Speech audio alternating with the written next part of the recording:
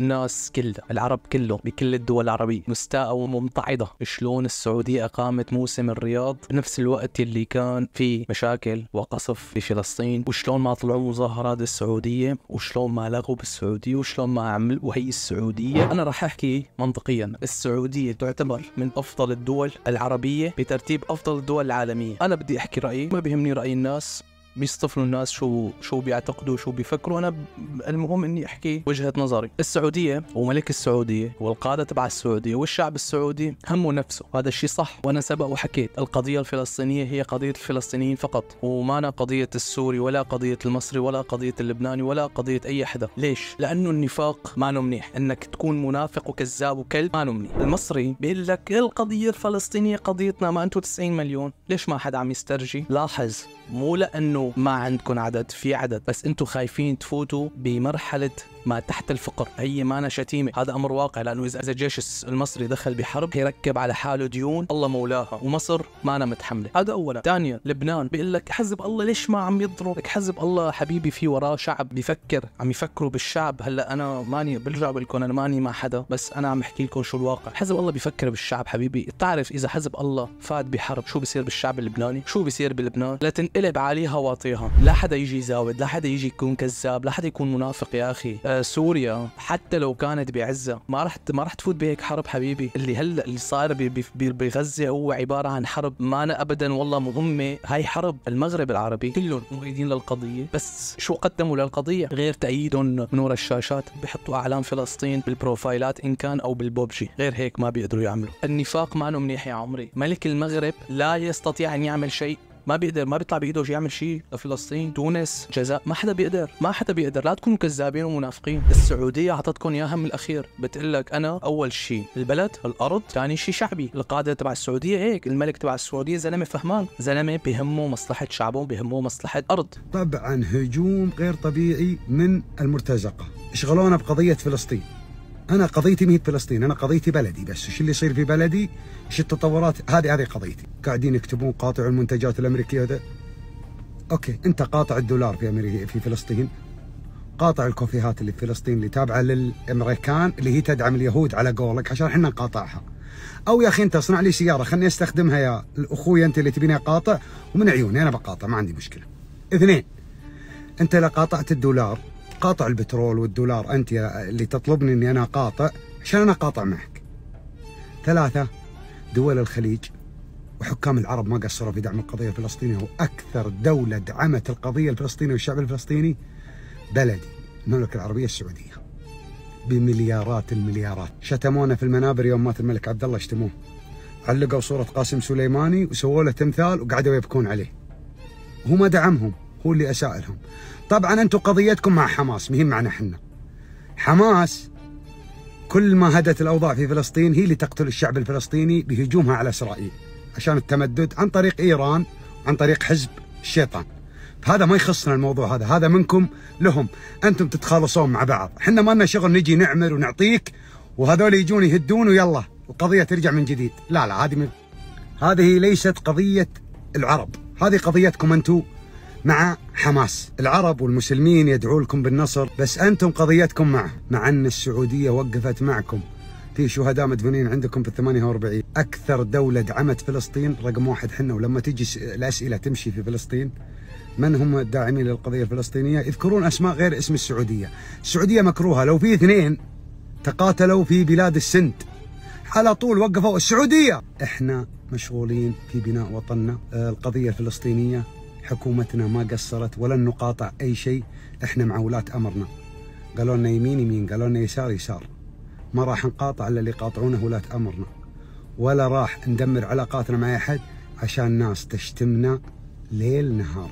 يعني أنت لو أسقيت كلب وفالك. يعني العرب اللي عم يطالبوا ليش السعوديه ما عملت شيء وليش بدكم تخربوا السعوديه مثل ما خربتوا بلادكم. طيب انتم خربتوا بلادكم، شو صرتوا بعين العرب بنظر العرب؟ مثلا خلينا نحكي لا نروح لبعيد، لسوريا، هن السوريين منهم بينات بعضهم خربوها، ما قالوش لحتى نقصد. طبعا مع اضافه هيك ميليشيات اجت من تونس، ميليشيات اجت من المغرب، وميليشيات اجت من البلدان هدول كلها، الحباشات كلها باسم الجهاد. ها انتبه. طب ما ليك فلسطين روحوا شو، ولا لما بدكم تعملوها قضيه اسلاميه ولما ما بدكم تقولوا هي قضيه داخليه. النفاق والكذب هو بدمكم. لكل واحد عم يسمعني وعم يقول لي لا القضية الفلسطينية اعمل شيء، إن شاء الله يعني إذا هيك الله كتب لنا وهي وصلت للملك السعودي محمد بن سلمان، والله أنت قائد ولا 1000 قائد. السعودية عندها نعمة هي محمد بن سلمان. السعودية خلال سنتين، ها ركز، خلال سنتين انقلبت رأسا على عقب. ما بتفيد العروبة وما بتفيد الكلام والهرطقات والحكي واللعي الفاضي.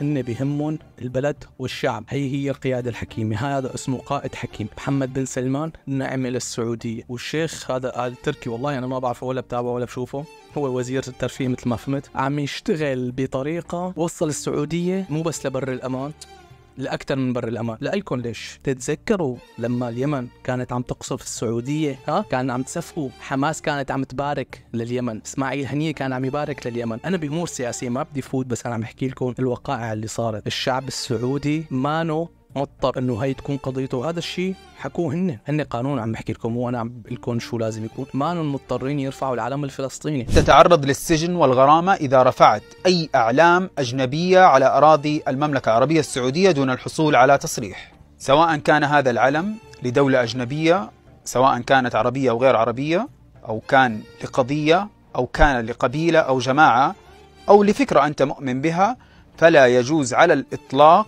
رفع هذا العلم إلا بإذن من وزارة الداخلية، أو تعرض نفسك للمساءلة القانونية. شوف لأي درجة ماشيين وأخذين البلد. برجع بقول لكم أنا بحكي من بلدي، ما بدي أحكي عن غير بلدان. بسوريا طلعوا مظاهرات وطلعوا، ما هو أنتوا لك أنتوا أدرانين تحموا حالكم لك يا عمري، أنتوا أدرانين لك، أنتوا أدرانين علي الحلال إسرائيل ما تسمع فيكم، تضربكم صاروخ لا تكفروا بالياباني، لا تكفروا. خلاص عود يا زلمة، خلاص عود. أنت شو أنت اهتم بحالك، اهتم بقضيتك يا زلمة. إجاني طبعا تعليقات كثير سلبية من السوريين بيقول لك القضية الفلسطينية هي قضية إسلامية ولازم كان تعتذر، ونحن بنحبك ولازم تعتذر عن هذا الشيء. حبيبي القضية السورية هي قضية السوريين. أنت بنظر العرب لاجئ يا ابني. أول ما يشوفوك وين ما شافوك بأي دولة، لك لو كان معك ملايين بيقولوا هذا السوري اللاجئ. بلدك أنت دمرتها من إيدك. تركني من الأمور السياسية، انتبه، تركني من الأمور السياسية. بس انت لما كنت تطلع للبنان كان يضربوا لك 2000 تحيه. انا ما بيهمني ضل بشار ولا راح بشار ولا مين خريه بشار، ما بيهمني. القضيه السوريه هي اهم يا ابني. جماعه التيك توك اللي ماشيين بالترند هيك سايقين فيها وتبع انه فلسطين ودمنا وارضنا وشعبنا وقضيتنا، انتم ما يفوت عندكم، انتم جماعه اللايفات ما يفوت عندكم واحد سعودي لتبوسوا بيضاته. خلصنا حاجه بدكم تجوا تنافقوا، تجوا تعملوا حالكم شرفاء. اول ما يفوت اول ما تشوفوا علم السعوديه على شي بروفايل وبتشوفوا الليفل تبع دعمه عالي، بتبوسوا بيضات السعوديين كلها. خلص كل خرا، حدا منكم لا يسمعني صوته. انتم جماعه التيك توك الخريه ولا حرف، بس تشوفوا علم من اعلام الخليج العربي بتسخسخوا. لا تكونوا منافقين وكذابين ودجالين تعملوا فيها وتسوقوا فيها وتقولوا نحن القضيه ونحن كذا، تاكل خرا وتسكت. اما بالنسبه للعرب المتواجدين في المانيا حاليا،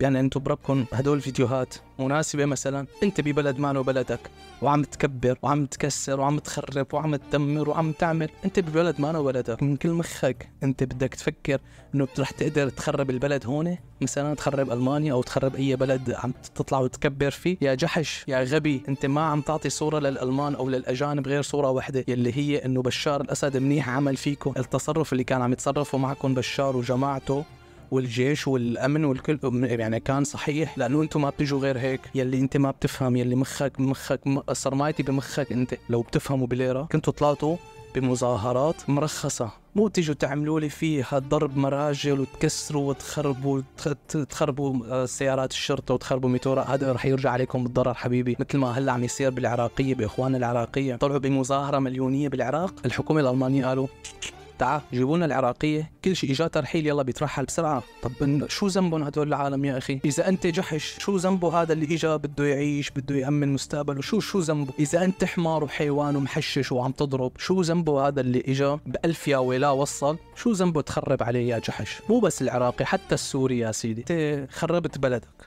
دمرت بلدك ورحت على تركيا وكان بدك تدمر تركيا وما استرجيت، الاتراك دعسوا على راسكم.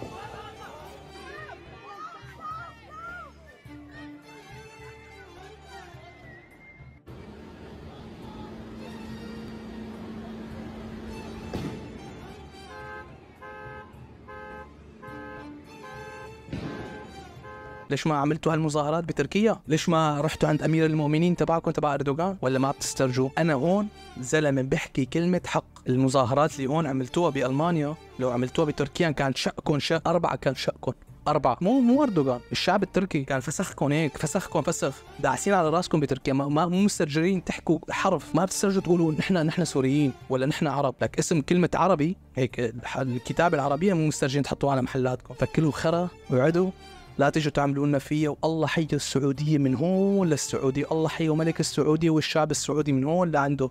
قسما بالله هذا الحكي ما نفاق، بالعكس هذا الحكي حقيقي 100%. لانه شوف السعوديه لو انجرت وراء هدول العرب تبع انه والله عملوا مظاهرات وتربوا اسرائيل كان سميتوا للسعودي كمان لاجئ. اول كلمه كنتوا قلتوها على السعودي لاجئ، عم تتمنوا هلا من الله انه تخرب السعوديه كمان. بس السعوديه مخهم كبير حبيب، والقاده تبع السعوديه مخهم كبير، بيعرفوا شلون يحركوا السعوديه. يلا خاطركم.